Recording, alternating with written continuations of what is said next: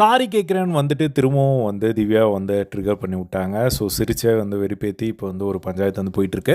So திவ்யாவுக்கும் கம்ருதீனுக்கும் வந்து அந்த ஒரு சண்டை, அந்த கேப்டனா வந்து திவ்யா டார்ச்சர் பண்ண மாரி வேறு யாராவது பண்ண போகிறாங்க அப்படின்னு சொல்லி கம்ருதீன் விட்ட வார்த்தை. அதுக்கப்புறம் மேலே பார்த்துட்ருக்கேன் காக்கா ஆகி போகுது வாயில் அப்படிங்கிற மாதிரி வந்து அவர் சொன்ன விஷயம்.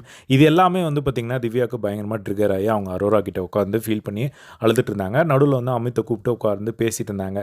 ஏன் அமித் நீங்கள் கேப்டனாக இருக்கீங்களே இதெல்லாம் கேட்க மாட்டீங்களா அப்படின்னு சொல்லி. அப்போ அமித் கிட்ட வந்து இப்போ அவர் வந்து சொல்லியிருந்தார் கம்ருதீன், நான் வந்து சாரியாக ஃபீல் பண்ணுறேன், நான் உண்மையிலேயே வந்து நான் பண்ணது தப்பு தான், நான் அந்த மாதிரி பேசியிருக்கக்கூடாது, நான் டீ போட்டிருக்கக்கூடாது அப்படின்னு அவர் சொன்னார் அப்படின்னு சொல்லி அமித் வந்து இவங்ககிட்ட கன்வே பண்ணிகிட்ருக்காங்க. இவர் எத்தனை வாட்டிங்க இது மாதிரி சொல்லிட்டு சாரி கேட்பார் அப்படின்னு சொல்லி இவங்க டிஸ்கஷன் போயிட்டுருக்கும்போது வினோத் வந்து கம்ருதீன் வந்து கூட்டிகிட்டு வராரு அந்த இடத்துக்கு. உடனே வந்து வினோத் வந்து இங்கே பாருங்கம்மா, நான் வந்து அவர் பேசும்போது நாங்கள்லாம் யாருமே சிரிக்கலை, ஃபர்ஸ்ட் ஆஃப் ஆல் அதை புரிஞ்சுக்கோங்க, இப்போ அவன் பேசினது தப்பு தான் அப்படின்னு சொன்ன உடனே வந்து திவ்யா வந்து செம கோவப்பட்டு, இப்போ என்ன நான் சாரி கேட்குறதுக்கு கூப்பிட்டு வரீங்களா, ஒவ்வொரு டைமும் வந்து இது மாதிரி எல்லாத்தையும் வந்து பேசிடுவோம், அதுக்கப்புறம் சாரிக்கு வரீங்களா அப்படின்னு சொல்லி அந்த இடத்துல வந்து பார்த்திங்கன்னா அவங்க கோவப்பட்டதை பார்க்க முடிஞ்சது. அதுக்கப்புறம் அவர் உட்காந்து எக்ஸ்பிளைன் பண்ணுறாரு, நீ வந்து என்னையும் பார்வதியும் வச்சு கேவலமாக பண்ணுறோன்னு சொன்ன, அதுதான் எனக்கு ட்ரிகர் ஆகிடுச்சு, நாங்கள் என்ன அப்படி கேவலமாக பண்ணோம் அப்படின்னு சொல்லும்போது அவங்க சொல்கிறாங்க, நான் வந்து பேரெல்லாம் சொல்லவே இல்லையே, நான் வந்து உன்னையும் நீயும் பார்வையும் சேர்ந்து கேவலமாக பண்ணுறீங்க, நான் எந்த இடத்துலையுமே நான் மென்ஷன் பண்ணவே இல்லையே, நீ இப்போ எதுக்கு அதை வந்து இழுத்துட்டு வர அப்படின்னு கேட்கும்போது, வேறு யாரை வச்சு சொன்னீங்க அப்படின்னா, நான் யாரையோ வச்சு சொன்னேன் அப்படிங்கிற மாதிரி வந்து சொல்கிறாங்க. அந்த இடத்துல கிளியராக வந்து அவங்க பார்வதியை தான் வந்து மென்ஷன் பண்ணாங்க இன்டைரக்டாக.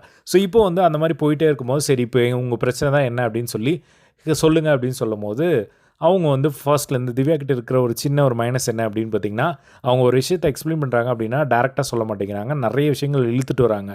அதுவும் கம்ருதீன் வந்து பெருசாக வந்து அவருக்கு யாரும் வந்து இவ்வளோ பெருசாக பேசினா வந்து கம்ருதீன் வந்து கேட்டு நம்ம பார்த்தது கிடையாது. அவருக்கு ஸ்ட்ரைட்டாக என்ன சொல்லுவாரோ அதை சொல்லு அப்படின்னு கேட்குறாங்க. பட் இப்போ திவ்யா வந்து பேசிகிட்டே இருந்தாங்க. அவங்க வந்து எல்லாத்தையும் வந்து எக்ஸ்பிளைன் பண்ணிகிட்டே இருந்தாங்க அங்கே நடந்த விஷயத்த எல்லாமே. ஸோ இதுதான்டா பிரச்சனை திவ்யா கிட்ட, ஜிக்ஸாக்னு ஒரு மாதிரி கிண்டல் பண்ணுற மாதிரி வந்து சிரிச்சிட்டார் அவர்.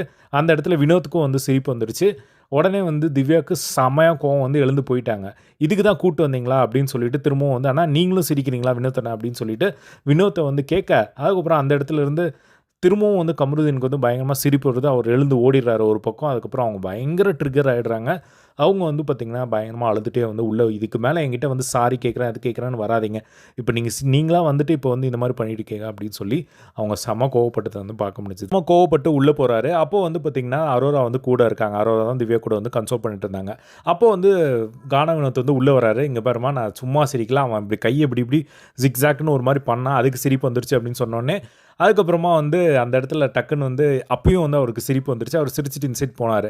அப்போ அரோரா இருந்துட்டு நடுவில் வந்துட்டு பார்த்திங்கன்னா அரோராக்கும் சிரிப்பு வந்துருச்சு ஆக்சுவலாக.